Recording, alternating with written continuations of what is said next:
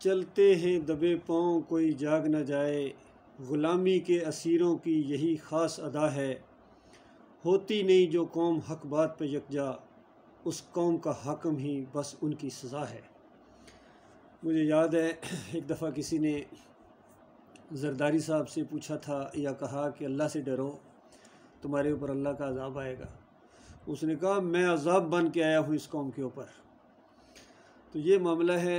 अभी एक तकरीर सामने आई है, हकीकत टीवी वाले ने ये इनकी तकरीर, क्या नाम है, कोई अली मोहम्मद साहब हैं, बड़ी ज़बरदस्त बहुत जोश के साथ उन्होंने तकरीर की है और ये शेर भी उसमें उन्होंने पढ़ा है। हर एक ने असल में अपने मजाज के मुताबिक वो सोचता है और आखिर में जो बात उन्होंने कही है वो भी ज़रा सुन लीजिए, उसके बाद इसके ऊपर मैं एक तबसरा करूँगा इंशाअल्लाह।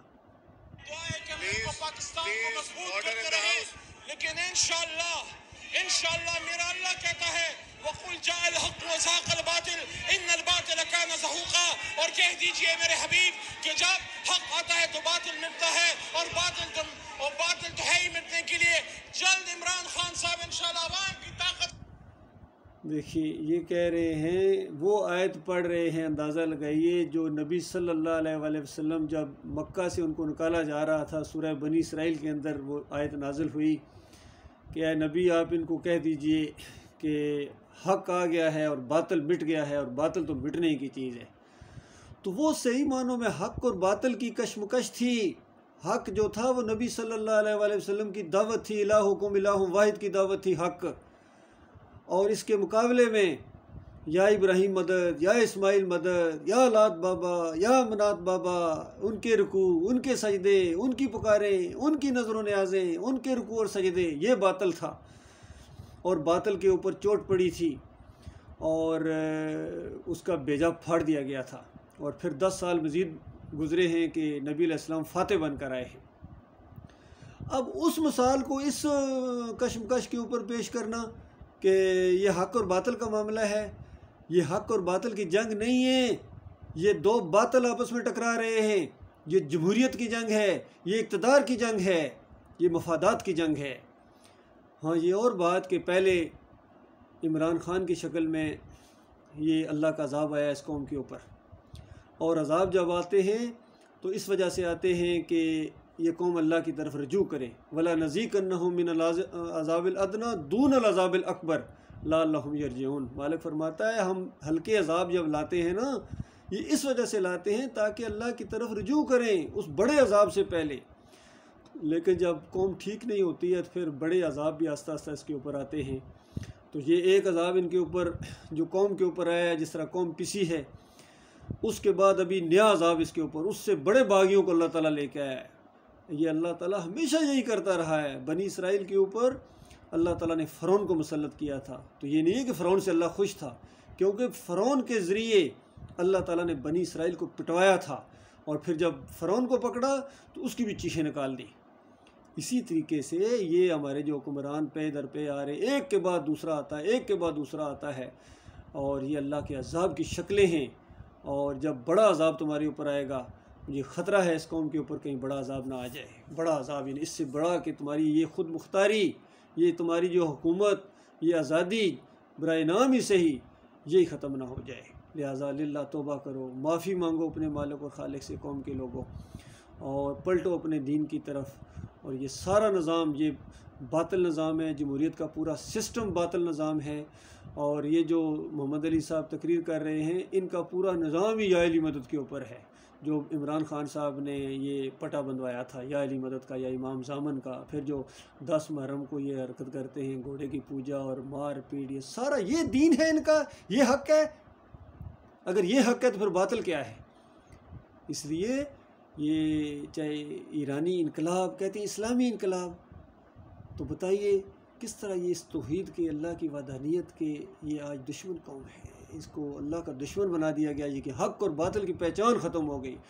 हक़ अब न हक़ इनको नज़र आता है और न हक़ बातिल इनको हक़ नज़र आता है। बातिल जो बातिल के लिए लड़ रहे हैं और दो बातिल आपस में टकरा रहे हैं, तो ये उसको हक़ और बातिल की जंग कह रहे हैं। इसी तरह अमर बिल मारूफ़ की इस्तिलाह इस्तेमाल की गई। अमर बिल मारूफ़, भाई जो बुराई के मरकज़ हैं, जो शिर्क के अड्डे कायम करने वाले हैं, मज़ार कायम करने वाले हैं, वहाँ सजदे करने वाले हैं, इनके सामने झुकने वाले हैं और अल्लाह के गज़ब को ललकारने वाले हैं, इनके रुकू और सजदे करते हैं। बताओ, अगर ये भी शिरक नहीं है कौम के लोगों, तो फिर कोई चीज़ दुनिया में शिरक नहीं है। अल्लाह ताला गौर व फ़िक्र की तौफ़ीक़ अता फ़रमाए और सही मानों में आपको हक़ को पहचानने, जिस तरह नबी अलैहिस्सलाम दुआ किया करते थे कि ऐ अल्लाह, मुझे हक़ को हक़ करके दिखा और उसकी पैरवी की तौफ़ीक़ अता फ़रमा, और मुझे बातिल को बातिल करके दिखा और उससे इज्तनाब की तौफ़ीक़ अता फ़रमा। आज मसला ये, इस कौम को हक़ और बातिल में वो तमीज़ ख़त्म हो गई है। यकीन कीजिए, जो शिरक और कुफ्र के दाई हैं वो आज अकाबरीन बने हुए हैं। वो कोई मदीना रियासत का नाम लेता है, कोई निज़ाम मुस्तफ़ा लेके आने का नाम लेता है, जो उस सिस्टम के दुश्मन हैं। वो कहते हैं शरीयत नाफज करो। भाई, शरीयत नाफज हुई तो तुम सबसे पहले चीख उठोगे। सबसे पहले जब शरीयत नाफज होगी तो उसके बाद पहली बात जो होगी वो मोहम्मद सल्लल्लाहु अलैहि वसल्लम ने जो बात फ़तह मक्का के मौके पर की थी, पहली बात इन सारे बुतों को और मज़ारों को और मंदिरों को तुम्हारे अंदर से गिरा दिया जाएगा। और बताओ, उस वक्त तुम बर्दाश्त करोगे? कभी नहीं बर्दाश्त कर सकोगे।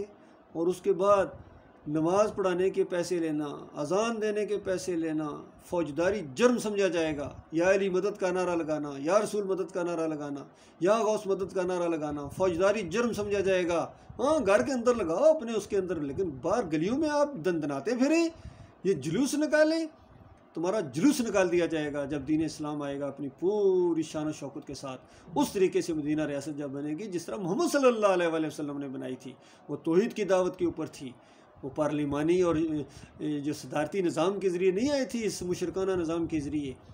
और जो आज यहूदियों का, ईसाइयों का, यूनानियों का निज़ाम आप नाफज करने के बाद आप समझते हैं कि आप इस्लाम ले आएंगे, इस्लाम की वो चीज़ कर देंगे, हक़ और बातिल का मामला कर देंगे। हिजड़ों से आप उम्मीद रखें 100 हिजड़े भी मिलकर एक औलाद नहीं पैदा कर सकते हैं।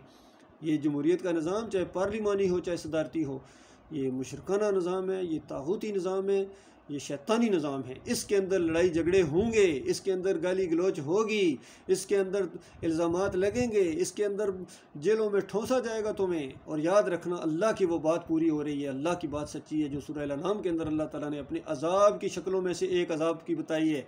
मालिक फरमाता है, अगर तुम सीधे होने के लिए तैयार नहीं हो तो याद रखो वो अल्लाह इस पर पूरी कुदरत रखता है कि तुम्हारे ऊपर से अजाब तुम्हारे ऊपर नाजल करे, तुम्हारे नीचे से अजाब तुम्हें लेके आए, या तुम्हें आपस में टुकड़ों में बांटे और एक की ताकत का मज़ा दूसरे को सिखाए। ये अजाब आज आपके ऊपर है। ये पार्टीबाजी, पहले इनको ताकत मिली, उनको जेलों में ठोंसा उन्होंने, ये थे आपस में इस तरह करते रहते हैं। नवाज शरीफ का पहले दौर आया था जरदारी जेल में, जरदारी का मामला आया नवाज शरीफ जेल में, और इसी तरीके से ये सारे एक दूसरे के साथ बदले लेते हैं। और अभी जनाब फिर ये इनका मामला जब आया, इमरान खान की हुकूमत आई, तो फिर उनको जनाब मुकदमे और ये और वो जेलों में और नायल करार दे के किस तरह उनको दुर्गत बनाई गई। और अभी पहली तकरीर के अंदर ही शहबाज शरीफ ने ऐलान कर दिया है कि मैं इंतकाम नहीं लूँगा, लेकिन कानून अपना रास्ता बनाएगा। पूरी तरह उन्होंने ऐलान कर दिया गोया कि हम छोड़ोगे नहीं तुम्हें, और फ़ौरन ECL में नाम दे दो, ये कर दो, भागने ना पाएँ, ये ना करें। ये अल्लाह के अजाब हैं। अब उनको ताकत मिली है, अब वो अपने वो बदले सारे उतारेंगे। अब ये सारे जेलों में जाएंगे। और फिर जिस तरह अभी ये मोहम्मद अली साहब कह रहे हैं, फिर इमरान खान साहब अपनी पूरी ताकत के साथ आएंगे। बिल्कुल आ सकते हैं, उस सिस्टम के तहत आ सकते हैं। और फिर वो जो फिर वो इंतकाम लेगा ना, फिर वो भी देखने वाला होगा। तो असल में ये दोनों सूरतों में आपके ऊपर अल्लाह के अजाब हैं। अल्लाह इस तरह पकड़ रहा है तुम्हें समझ नहीं आ रही है। ये हक़ और बातिल की जंग नहीं है आपकी, ये बातिल आपस में टकरा रहे हैं। बताओ, इंडिया और चाइना अगर आपस में लड़ेंगे तो कौन से शहीद होंगे और कौन से जन्नत में जाएंगे? दो बातिल आपस में टकराएंगे। मैंने इससे पहले भी यही मामला बयान किया था कि 71 की जो शिकस्त थी वो इस्लाम की शिकस्त नहीं थी, वो इस्लाम की शिकस्त नहीं थी। वो मूर्ति पूजा करने वालों ने कब्र पूजा करने वालों को शिकस्त दी, ये आपस में मामला हुआ है। इसी तरह मैंने पूरा अपना एक वीडियो तैयार किया था इसके ऊपर, मैंने अपने चैनल में देखो कि तालिबान की आज ये जो फतह हुई है, जो मामला, ये इस्लाम की फतह नहीं है, ये देवबंदियों की फतह है, ये मसलक वालों की फतह है, जो इस्लाम को मानते ही नहीं हैं, जो तौहीद को मानते ही नहीं हैं, अपने एक दायरे के अंदर बंद हैं। उन्होंने दीन इस्लाम का क्या मामला करना है, अल्लाह का नाम क्या है, जो अल्लाह को मानते ही नहीं, अल्लाह की तौहीद के इनकारी। और मुझे अभी तक याद है जब इनके ऊपर पाबंदियाँ लगी थी तो उस वक्त इन्होंने कहा था, पहले पुरानी बात है, BBC सुना करता था, इन्होंने ऐलान किया कि हमारे ऊपर से पाबंदियाँ हटाओ वरना हम तुम्हारे बुतों को तोड़ देंगे। उन्होंने जब पाबंदियाँ नहीं उठाई तो इन्होंने जनाब बुत तोड़ने शुरू कर दिए, तो ये बुत शिकन बन गए जी, बुत शिकन। पाबंदियाँ रहें तो बुत तोड़ देंगे। ये अल्लाह के लिए नहीं कर रहे हैं, बुत अल्लाह के लिए तोड़े जाएं, मज़ारों को अल्लाह के लिए गिराया जाए। जब तक मज़ार हैं, जब तक शिरक है, ये पाकिस्तान नहीं है। पाकिस्तान पाक सरजमीन, शादबाद पाक सरजमीन, किस चीज़ से पाक?